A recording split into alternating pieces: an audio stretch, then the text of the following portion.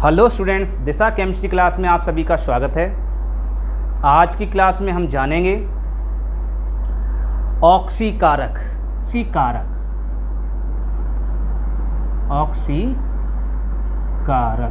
ऑक्सीकारक को oxidising agent भी कहते हैं। ऑक्सीडाइजिंग एजेंट को एक और नाम दिया गया है, ऑक्सी को उप भी कहते हैं, उप और चायक लगा दो, उपचायक के नाम से भी जानते हैं। उपचायक भी ऑक्सीडाइजिंग एजेंट होता है।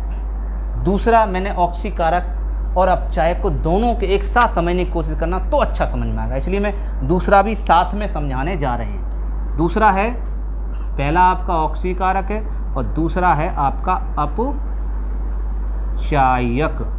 अपचायक को कहते हैं रिड्यूसिंग एजेंट।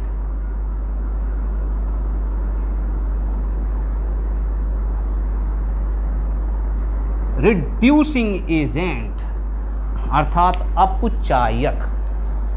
ऑक्सीकारक और अपचायक को अगर आप जान पाओगे तब जब आपको ऑक्सीकरण अभिक्रिया और अपचयन अभिक्रिया क्या होती है वो आप जान पाओगे। अगर वो नहीं जान पाए तो ऑक्सीकारक अपचायक आप कभी नहीं पहचान पाओगे। छात्रों, समझ में आ रहा? तो मैं ऑक्सीकारक, ऑक्सीकरण क्रिया और अपचयन क्रिया की परिभाषा दोबारा से समझा दे रहा हूँ नए तरीके से।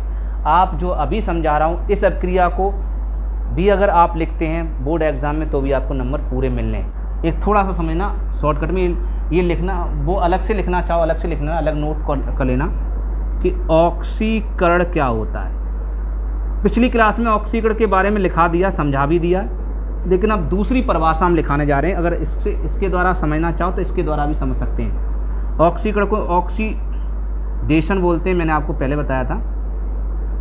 ऑक्सीकरण किसे कहते हैं? ऑक्सीकरण उसे कहेंगे जिसकी ऑक्सीकरण संख्या में वृद्धि हो जाएगी। ऑक्सीकरण संख्या में वृद्धि, समझ गए? वृद्धि माने बढ़ना, वृद्धि माने बढ़ना। ऑक्सीकरण संख्या में वृद्धि को हम कहेंगे ऑक्सीकरण। ठीक। अपचयन किसे कहेंगे? अपचयन मतलब रिडक्शन। रिडक्शन किसे कहें? रिडक्शन मतलब होता है ऑक्सीकरण संख्या, मैंने शॉर्टकट लिख दिया, एक ही बात है, इतनी बड़ी भाषा लिख दो या शॉर्टकट लिख दो। ऑक्सीकरण संख्या में कमी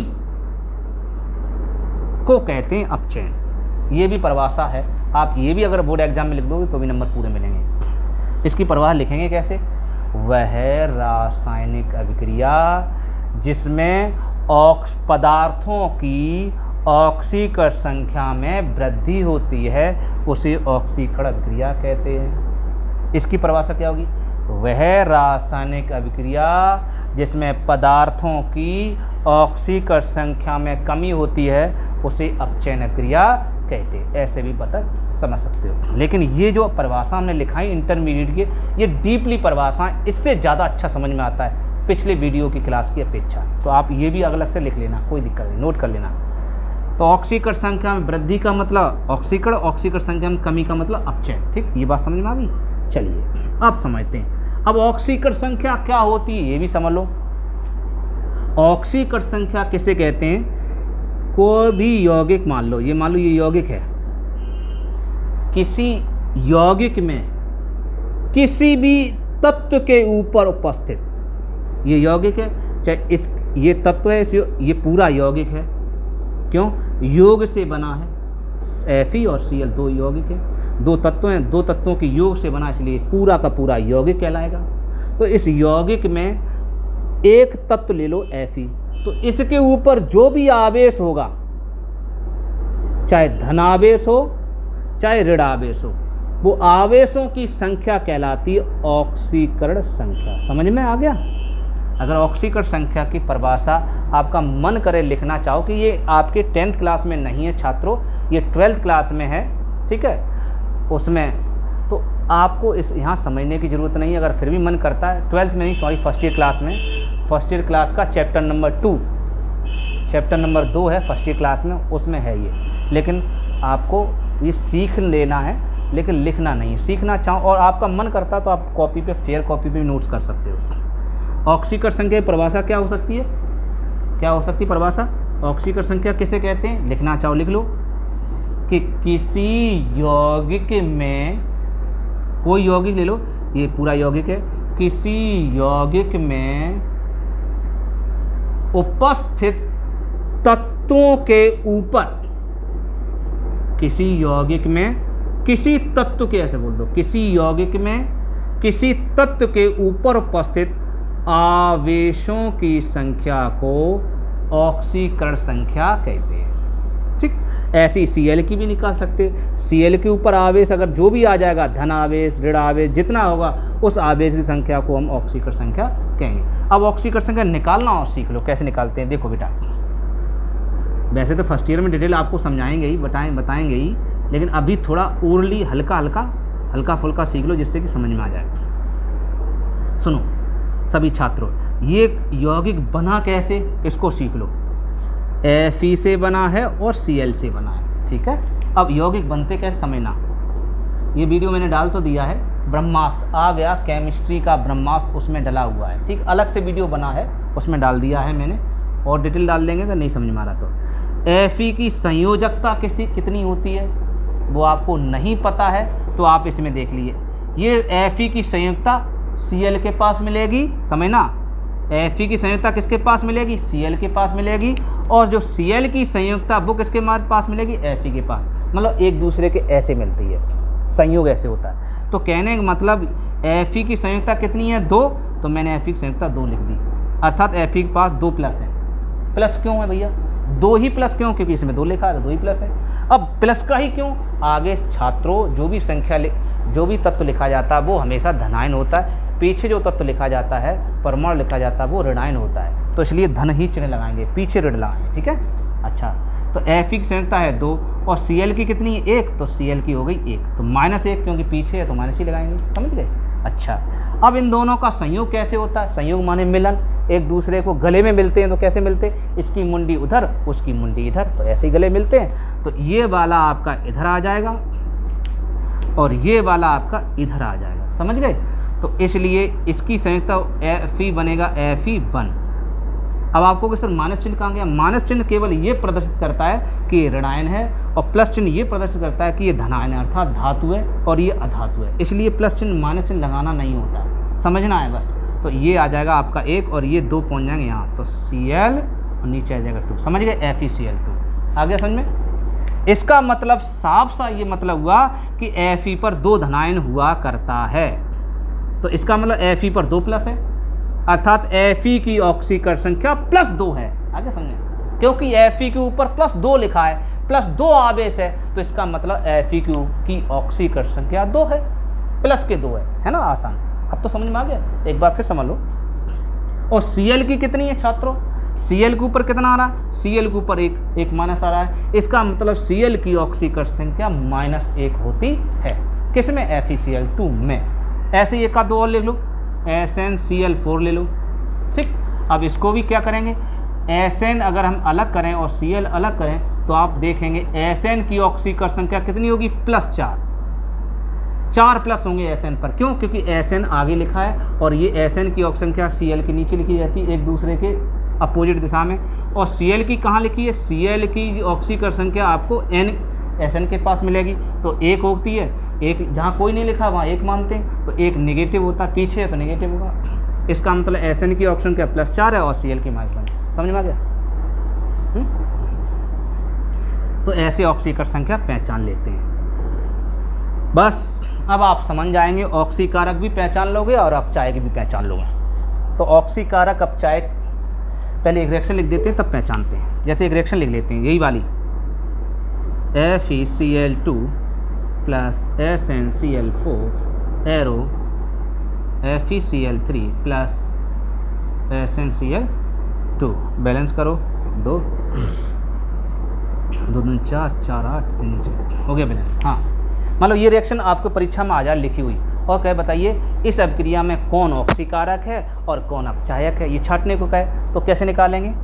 अब इसमें तो पिछली क्लास में हमने ये भी बता दिया था, ऑक्सीकारक वे होते जिनके पास में O जुड़ा होता है, जिनके पेट में O रखा रहता है वो ऑक्सीकारक, और जिनके पेट में H रखा होता है वो अपचायक। अब इसके पेट में ना O है ना इनके पेट में H है, अब कैसे पहचानेंगे? अब समस्या आ गई नहीं आ गई? तो इसलिए अब आपको फर्स्ट ईयर क्लास की टेक्नोलॉजी से अर्थात टेक्निक से पहचानेंगे। क्या फर्स्ट ईयर क्लास में अभी बताया, क्या बताया?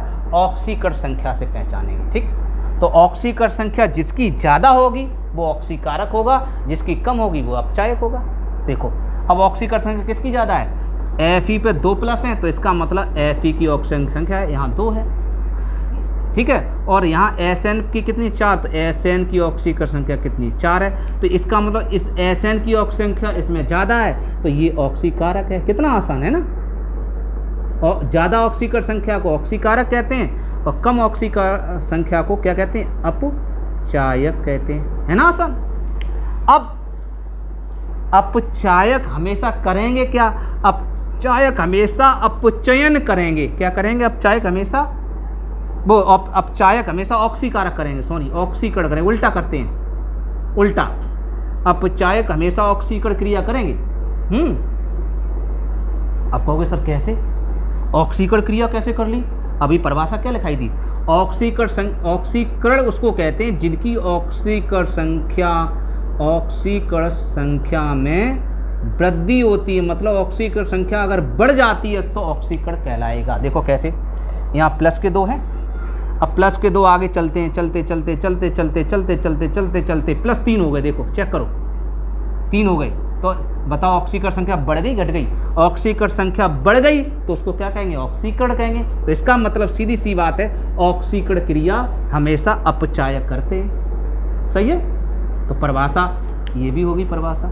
ऐसे ही इसमें देखेंगे तो ये ऑक्सीकारक है, तो ऑक्सीकारक क्या करेगा? अपचयन करेगा, अपचयन क्रिया करेगा। देखो प्लस के 4 हैं, प्लस के 4 होते होते होते होते होते Sn पे कितने रह गए? प्लस 2।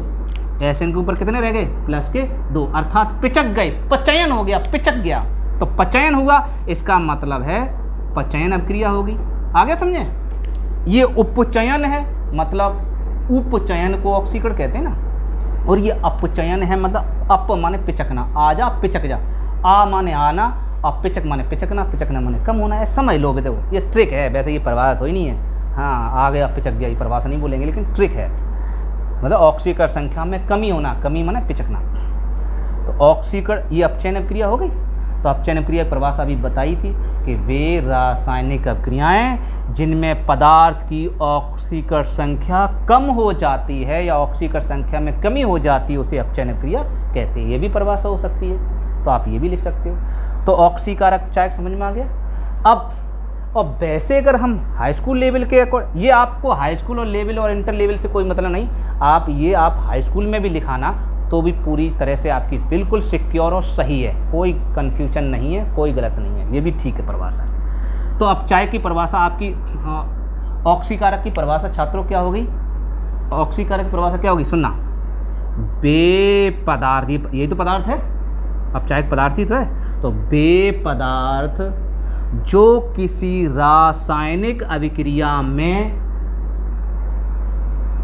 बे पदार्थ जो किसी रासायनिक अभिक्रिया में दूसरे पदार्थ का, ये दूसरे पदार्थ है, दूसरे पदार्थ का अपचयन करते हैं, इसीलिए तो अपचायक कहलाते हैं, दूसरे पदार्थ का अपचयन कर रहे हैं।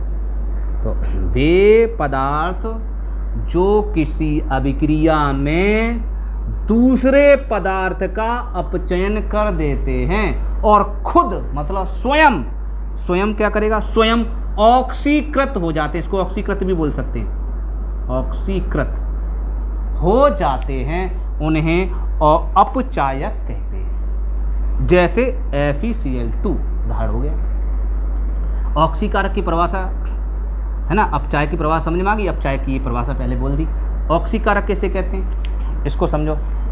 बे पदार्थ, इसकी परिभाषा बोल रहा हूँ, ये क्या करेगा? इसको करेगा, क्या करेगा? इसको ऑक्सीकरण कराएगा।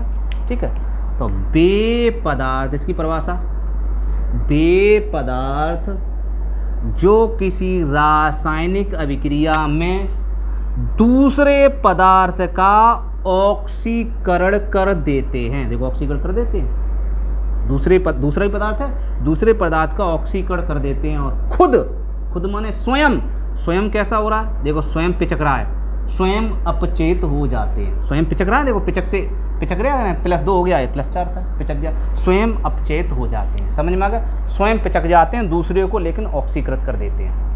ठीक, स्वयं अपचेत हो जाते हैं, उन्हें हम ऑक्सीकारक कहते हैं। ऐसे भी परिभाषा ठीक है। और अगर आपको इनमें भी परिभाषा में ज़्यादा कन्फ्यूजन लग रही है, इधर का उधर उधर का उधर, तो सीधी सी एक लाइन की परिभाषा लिख लो जो मैं लिखाने जा रहा हूँ। आप जो अभी बोल दी वो भी लिख सकते हो, और जो अब बोलने जा रहा हूँ वो भी आप लिख सकते हो। क्या परिभाषा हो सकती है ऑक्सीकारक की? ये भी परिभाषा हो सकती है कि वे पदार्थ जो किसी अभिक्रिया में वे पदार्थ जो किसी अभिक्रिया में क्या करते हैं? किसी अभिक्रिया में अपचयन करते हैं। ऐसे ही बोल सकते हो आप। सही है? देखो, ऑक्सीकारक हमेशा अपचयन क्रिया करते हैं, तो वो ये वे पदार्थ जो किसी अभिक्रिया में अपचयन करते हैं। देखो लिख रहा है अपचायक, देखो ऑक्सीकारक है, ये ऑक्सीकारक है। ऑक्सीकारक क्या कर रहा है? देखो अपचयन कर रहा है, नहीं कर रहा? तो ऑक्सीकारक अपचयन करता है। तो वे पदार्थ जो अपचयन अभिक्रिया करते हैं, ऐसे लिख सकते हो, वे पदार्थ जो अपचयन अभिक्रिया करते हैं, वे पदार्थ जो अपचयन अभिक्रिया देते हैं, उन्हें ऑक्सीकारक कहते हैं। ऐसे ही बोल सकते हैं। अब तो सही है। और इसकी परिभाषा क्या हो सकती है? वे पदार्थ जो अपचायक क्या करते हैं? ऑक्सीकरण क्रिया। वे पदार्थ जो ऑक्सीकरण क्रिया करते हैं, क्या करते हैं? वे पदार्थ जो ऑक्सीकरण क्रिया करते हैं, उन्हें अपचायक कहते हैं। अब तो कन्फ्यूजन नहीं है, तो ऐसे भी चाहो तो ऐसे भी लिख सकते हो। नंबर दोनों में पूरे मिलेंगे, और जैसे आपको समझा दिया। ठीक, इसका उदाहरण क्या हो सकता है? इसका उदाहरण हो जाएगा SN, अपचायक का उदाहरण हो जाएगा, अपचायक का उदाहरण हो जाएगा आपका SnCl2, ऑक्सीकारक का उदाहरण हो जाएगा SnCl4। ये भी परिभाषा सही है। एक और परिभाषा हो सकती है, एक और ये भी परिभाषा आप लिखना चाहें तो ये भी लिख सकते हो। कैसे? सुनो, इसका अगर ये भी मज़ा नहीं आता तो और मज़ा क्या, इसे लिख सकते हो ऐसे, वे पदार्थ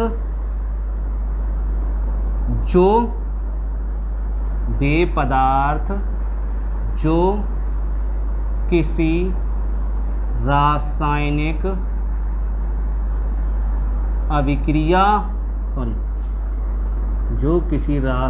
अभिक्रिया में अधिक ऑक्सीकरण संख्या रखते हैं ना। वे पदार्थ जो किसी रासायनिक अभिक्रिया में क्या करते हैं? अधिक ऑक्सीकरण संख्या रखते हैं। ये भी परिभाषा देखो, अधिक ऑक्सीकरण संख्या है ऑक्सीकारक की, ऑक्सीकरण संख्या देखो ज़्यादा है ना। तो ये भी परिभाषा। अब अपचयन फपचयन हटा दो, ये भी परिभाषा हटाओ, अपचयन फपचयन ना करे, कोई दिक्कत नहीं, फिर रिएक्शन करने की ज़रूरत नहीं है, ऐसे ही कर सकते हो सीधा। इसमें देखेंगे 2+ हैं, अर्थात इसमें देखेंगे 4+ हैं, इसकी ऑक्सीजन संख्या ज़्यादा है, इसकी ऑक्सीजन संख्या कम है, ज़्यादा वाले कहते हैं ऑक्सीकारक। समझ गए? तो वे पदार्थ जिनकी ऑक्सीकरण संख्या ज़्यादा होती है, अर्थात देखो वे पदार्थ जो किसी रासायनिक क्रिया में अधिक ऑक्सीकरण संख्या रखते हैं, ऐसे बोल सकते हो। या वे पदार्थ जिनकी ऑक्सीकरण संख्या ज़्यादा होती है, उन्हें हम ऑक्सीकारक कहते हैं। वे पदार्थ जिनकी ऑक्सीकरण संख्या कम होती है, उन्हें अपचायक कहते हैं। आप ऐसे ही बोल सकते हो, आपके ऊपर है, आप जैसे चाहो वैसे समझ लीजिए। ठीक है, मैंने चारों तरीके से अच्छे से समझा दिया कि ऑक्सीकारक और अपचायक कैसे छांट सकते हैं। चलो एक क्वेश्चन बोल देते हैं, आप लोग छांट के बताना और कमेंट भी करना, कोई रिएक्शन। ऑक्सीकारक अपचायक छांटना, ठीक है। जैसे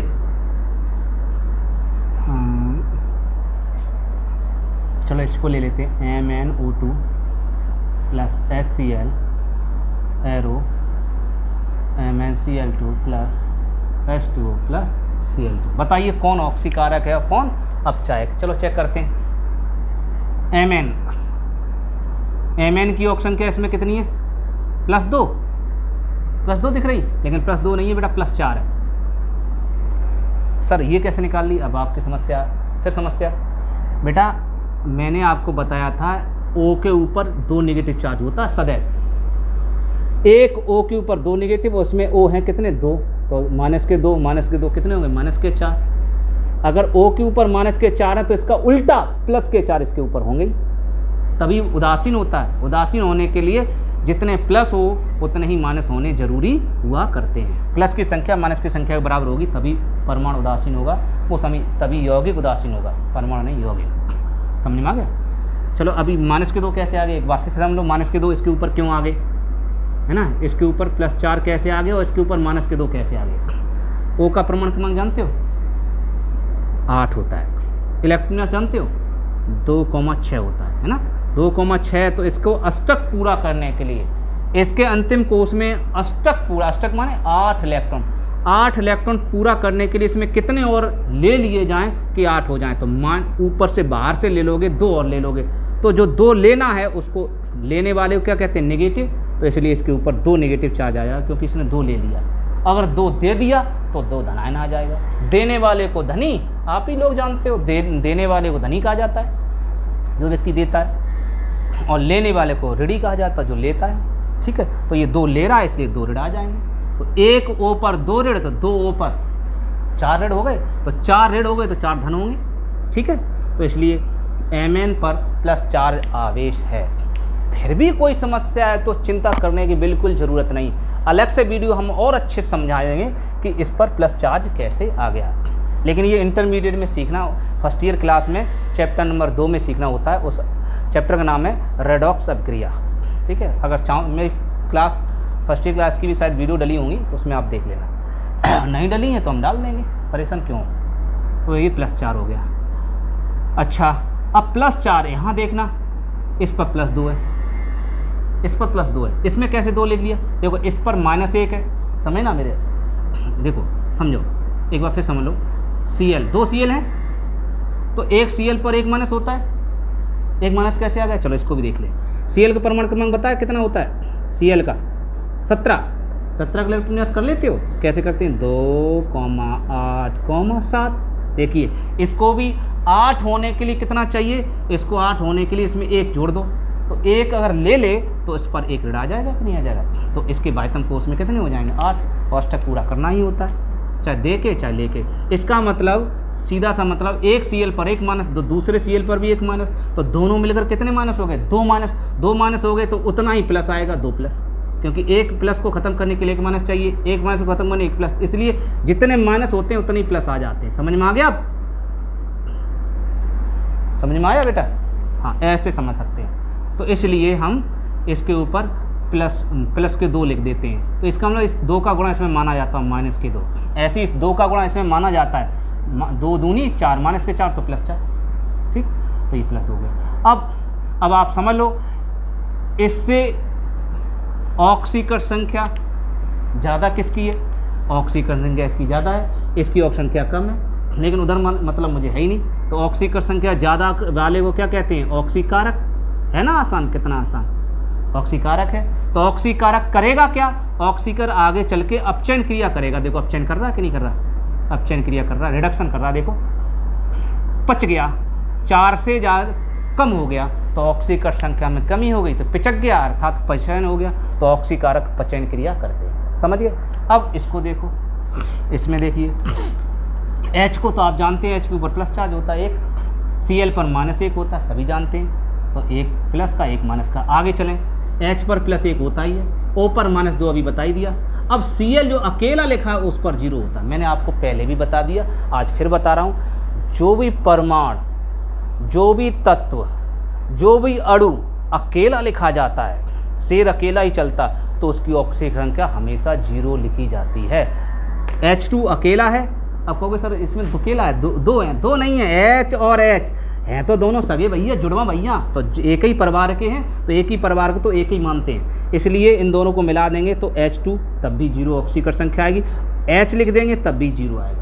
सही है, Zn लिख दिया अकेला है तो 0 आएगा, लेकिन Zn को O के साथ लिख दिया तो अब 0 नहीं आएगा। अब कितना आएगा, O के ऊपर होता है -2, तो इसके ऊपर +2 आ जाएगा। समझ गए। ZnCl2 लिख दिया तो कितना आ जाएगा, एक Cl के ऊपर एक माइनस होता है और 2 Cl हैं, Cl 1 minus, Cl 2 minus, 2 minus हो गए तो 2 माइनस हो गए तो इस पर 2 प्लस आएगा। समझ गए, समझ में आ गया। ऐसे ही ZnSO4 लिख देते हैं तो Zn कितना आएगा, SO4 पर कितना होता है ये जानते हो, SO4 पर -2 चार्ज होता है, ये थोड़ा याद कर लेना पड़ेगा, और नहीं याद आता है तो मैंने ट्रिक बता दी, आ गया केमिस्ट्री का ब्रह्मास्त्र, अलग से वीडियो बना हुआ है, आप देख लेना, ठीक है। प्लेलिस्ट में जाकर देखा करो, प्लेलिस्ट में जब आप देखेंगे तो उसमें SO4 पर 2 नेगेटिव चार्ज कैसे आ जाता है वो आपको याद रखना, पूरे पर 2 नेगेटिव चार्ज छात्रों। तो SO4 पूरे पर 2 नेगेटिव चार्ज है तो इस पर 2 पॉजिटिव चार्ज आएगा ही आएगा, इसलिए Zn पर 2+ चार्ज होता है, समझ गए, ऐसे करते हैं। तो अकेला लिखा है तो 0, तो इसका मतलब ये अकेला लिखा है तो 0 ऑक्सीकरण संख्या होगी। अब आप छात्रों देखो, यहाँ प्लस का H है 1 और यहाँ प्लस का H 1 है, तो ऑक्सीकरण संख्या में कोई परिवर्तन नहीं हो रहा, तो इसलिए जब परिवर्तन नहीं हो रहा तो HHO हम नहीं देखेंगे, केवल Cl को देखेंगे। Cl -1 से 0 हो गया, -1 से 0 बढ़ गया या घट गया? -1 तो कम होते हैं भैया मैथ में, और 0 ज़्यादा बड़ा होता है, माइनस माने कम होना, तो ये तो कम है और ये ज़्यादा है, तो कम से ज़्यादा हो रहा तो ऑक्सीकरण संख्या बढ़ रही है, ऑक्सीकरण संख्या में क्या हो रही है? वृद्धि हो रही है, वृद्धि माने बढ़ रहा है, इसलिए जो बढ़ रही है उसको, उस अभिक्रिया को कहते हैं ऑक्सीकरण। ऊपर शायद दिख नहीं रहा होगा लेकिन मैं नीचे लिख रहा हूँ, इस अभिक्रिया का नाम कहलाएगा ऑक्सीकरण अभिक्रिया। तो इसका मतलब ऑक्सीकरण अभिक्रिया कौन कर सकता? अपचायक। हाँ, तो इसका मतलब ये अपचायक पदार्थ होगा कि नहीं होगा, है ना आसान। तो अपचायक वैसे भी पहचान सकते हो, क्यों? क्योंकि इसकी ऑक्सीकरण संख्या ज़्यादा, ये ऑक्सीकारक, इसकी ऑक्सीकरण संख्या माइनस में तो कम है तो अपचायक है, ऐसे ही पहचान सकते हो। अब तो क्लियर हो गया, ठीक है बेटा। तो कैसे ऑक्सीकरण संख्या पहचानते हो, कैसे ऑक्सीकारक पहचानते हैं, बहुत आसानी से पहचान सकते हैं। चल आगे बढ़ते हैं, अब तो कोई कन्फ्यूजन नहीं, और भी उदाहरण आप लिख लेना, और न समझ में आए तो कमेंट करके बताना, ठीक। अब नेक्स्ट टॉपिक है आपका संक्षारण, मोस्ट इंपोर्टेंट ये भी है, कोरोजन। कोरोजन, चलो इसको बारे में जानते हैं, कोरोजन क्या है। संक्षारण का मतलब होता है क्षतिग्रस्त होना, खराब हो जाना, नष्ट हो जाना। किसका नष्ट हो जाना? धातुओं का। किसका बेटा? किसका नष्ट हो जाना? धातुओं का नष्ट हो जाना। अब भैया धातुएं जैसे कि लोहा, तांबा, सोना, पीतल, है ना, बहुत सारी धातुएं होती हैं, पीतल तो खैर मिश्रण है, तो ये बहुत सारी धातुएं होती हैं, वो नष्ट कैसे हो जाती हैं? भैया नष्ट ऐसे हो जाती जब इनमें जंग लग जाए, अगर जंग लग जाएगी तो ऑटोमेटिक नष्ट हो जाएगी। अब जंग क्यों लग गई? जंग लगने का कारण था बेटा, इन धातुओं के ऊपर क्या हो जाता है? नम वायु इकट्ठी हो जाती। नम वायु मतलब नमी, मतलब पानी की छोटी छोटी बूंदें, किसकी उपस्थिति में? हवा की उपस्थिति में। तो हवा की उपस्थिति में जब धातुओं के ऊपर छोटी छोटी बूंदें इकट्ठी हो जाती हैं तो क्या होता है? तो इन हवा मतलब पानी की क्रिया इस धातु से होने लगती है। जैसे कि लोहे की क्रिया पानी से होने लगती है, किसकी उपस्थिति में? वायु की उपस्थिति में होने लगती है। तो क्या होता है? इन दोनों के बीच ऑक्सीकरण क्रिया होने लगती है। ऑक्सीकरण क्रिया धीरे धीरे कई दिनों तक चलती रहती है, और कई दिनों के बाद ये दोनों आपस में मिलकर एक नया कंपाउंड बना देते हैं जिनका नाम है Fe2O3, जिसको हम, ये भूरे रंग की परत होती है, अर्थात जो लाल हल्का सा भूरा रंग आप जानते हो कैसा होता है, ब्राउन कलर जिसे बोलते हैं। ब्राउन कलर की परत इसके चारों ओर, लोहे के चारों ओर जम जाती है, पपड़ी से जम जाती है, और लोहा धीरे धीरे नष्ट होने लगता है। इसी क्रिया को कहते हैं संक्षारण, ठीक है। तो परिभाषा इसकी देख लेते हैं। तो परिभाषा इसकी क्या होगी छात्रों? एक लाइन की परिभाषा है कि वह रासायनिक अभिक्रिया, लिख लीजिए, वह रासायनिक अभिक्रिया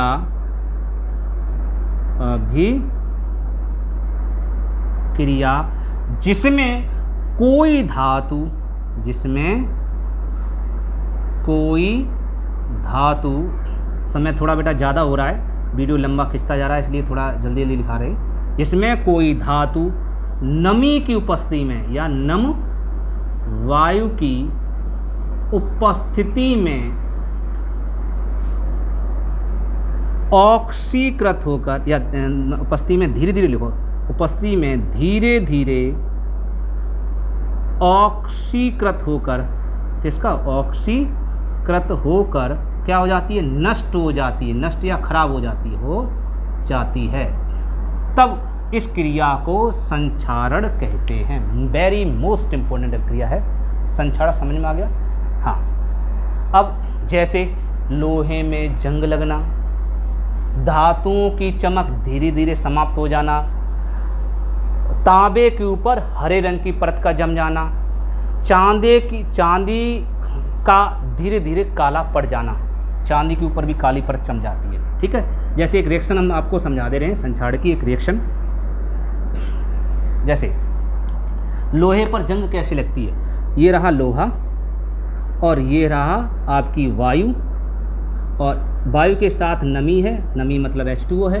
तो जैसे ही वायु की उपस्थिति में जल क्रिया करता तो ये दोनों आपस में लिबड़ जाते हैं और ये आपस में क्रिया कर जाते हैं, तीनों आपस में क्रिया करके क्या बनाते हैं,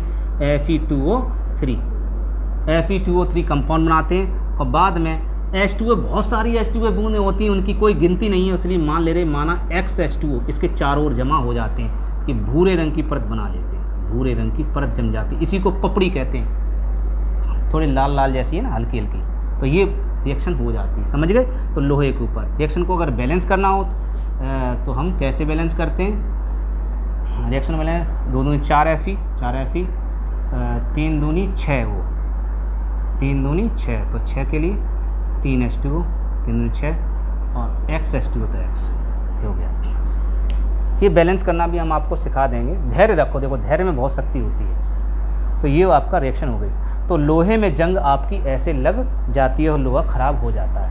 अच्छा, अगर चांदी की परत, चांदी के ऊपर हम काले रंग की परत कैसे जम जाती है, तो चांदी का सूत्र होता है Ag, इसके ऊपर क्या होता है, वायुमंडल में जो हाइड्रोजन सल्फाइड गैस होती है, वायुमंडल में हवा में हाइड्रोजन सल्फाइड गैस पाई जाती है, वायुमंडल में उपस्थित हाइड्रोजन सल्फाइड गैस, ये गैस क्या करती है, Ag से क्रिया करती है, आपस में क्रिया करती है, आपस में लड़ती जलती है, और S इसके साथ मिल जाता है और बन जाता है Ag2S।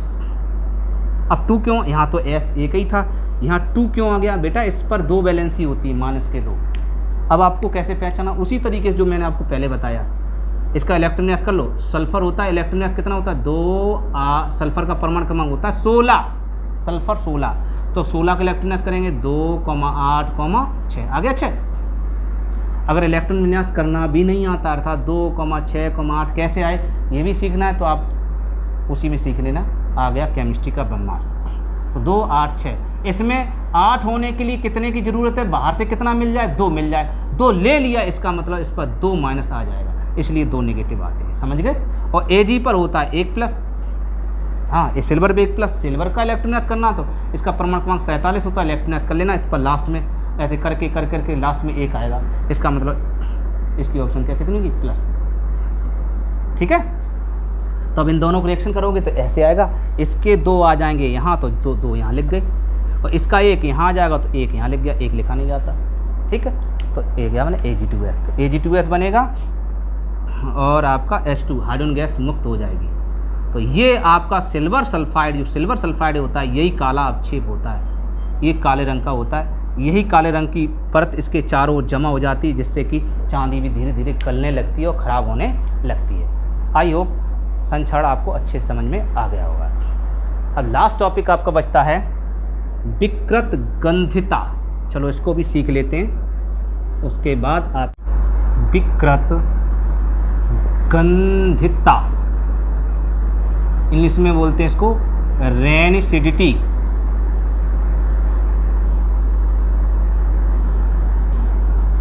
रेनिसिडिटी, गंधिता, नाम से ही पता लग रहा है, विकृत माने विकृति उत्पन्न हो जाए, खराब हो जाए, गंध माने गंध हो जाए, गंध अगर खराब हो जाए तो उसको विकृत गंधता कहेंगे, गंध अर्थात बदबू आने लगे। आपने देखा होगा, घरों में आपने देखा होगा कि जैसे तेल पदार्थ ले लो, जैसे कि तले हुए आलू, तले हुए पापड़, तले हुए कोई भी चीज़ आप कुछ घंटे के लिए रख दीजिए, तो आप देखेंगे वो तली हुई चीज़ जल्दी ख़राब हो जाएगी और उसका स्वाद आप पहले चख के देखेंगे तो स्वाद कुछ और होगा, और कुछ घंटों के पश्चात चक्कर अगर आप देखेंगे तो स्वाद अलग होगा, अर्थात उसमें स्वाद में भी बदलाव आ जाएगा। गंध सूंघ कर देखेंगे, गंध भी उसमें सड़ने जैसी आने लगेगी, अर्थात वो चीज़ गंध बदल जाएगी। तो विकृत गंधता का मतलब है स्वाद और गंध का बदल जाना। किसकी वजह से बदल जाना छात्रों? आपका तेलीय पदार्थों की वजह से, तेल या वसायुक्त पदार्थों की वजह से, ठीक है। और ऐसा क्या चीज़ होती है जिसकी वजह से तेलीय पदार्थ में सड़ने जैसी बदबू आने लगती है, खराब बदबू? क्या होता है? क्योंकि ऑक्सीजन की उपस्थिति में उनमें ऑक्सीकरण क्रिया होने लगती है, और ऑक्सीकरण क्रिया होती है, छोटे छोटे जीव ऑक्सीकरण क्रिया करते हैं, इसलिए उसमें जीवाणु पड़ जाते हैं, कीड़े पड़ जाते हैं, जिससे कि वो चीज़ खराब हो जाती है, ठीक है। तो परिभाषा क्या है इसकी विकृत गंधता की? कि एक लाइन परिभाषा बोल सकते हैं कि वह रासायनिक अभिक्रिया, रासायनिक क्रिया ना बोल के ऐसे लिखिए, तेलीय या वसायुक्त खाद्य पदार्थों को खुले में कुछ दिनों के लिए रख देते हैं तो उनमें ऑक्सीकरण क्रिया धीरे धीरे होने लगती है, जिससे उनका स्वाद और गंध बदल जाती है। इस प्रक्रिया को विकृत गंधिता कहते हैं। परिभाषा एकदम क्लियर होगी। तेलीय या वसायुक्त खाद्य पदार्थों को खुला रख देते हैं या छोड़ देते हैं, ना खुला रखो तो बंद करके रख दो, कैसे भी रख दो, छोड़ देते हैं तो उनका स्वाद और गंध बदल जाती है। क्या बदल जाती है? स्वाद और गंध बदल जाती है। तब इस प्रक्रिया को क्या कहते हैं? विकृत गंधता कहते हैं। बदल जाना, किसकी वजह से बदल जाना? तेलीय पदार्थ, तेलीय पदार्थ। और तेलीय पदार्थ क्या करते हैं? ऑक्सीकृत होते हैं। क्या होते हैं? ऑक्सीकृत क्रिया करते हैं। ऑक्सीकृत होते हैं तो स्वाद और गंध बदल जाते हैं, ठीक है। जैसे एग्जाम्पल आप ले सकते हो, है ना, तले हुए आलू है और तले हुए चिप्स हैं आदि को कुछ समय के लिए रख देते हैं तो उनमें गंध, विशिष्ट प्रकार की गंध आने लगती है, तब उन अर्थात वो विकृत गंधी पदार्थ हो जाते हैं, ठीक है। आज की क्लास में बस इतना ही। अब नेक्स्ट क्लास में हम एक्सरसाइज करेंगे। ये चैप्टर पूरी तरह से फिनिश हो चुका है, ख़त्म हो चुका है। अब इसकी एक्सरसाइज कैसे करते हैं और छोटी छोटी चीज़ों को हम कैसे समझते हैं, नेक्स्ट क्लास में जानेंगे। तब तक के लिए नमस्कार।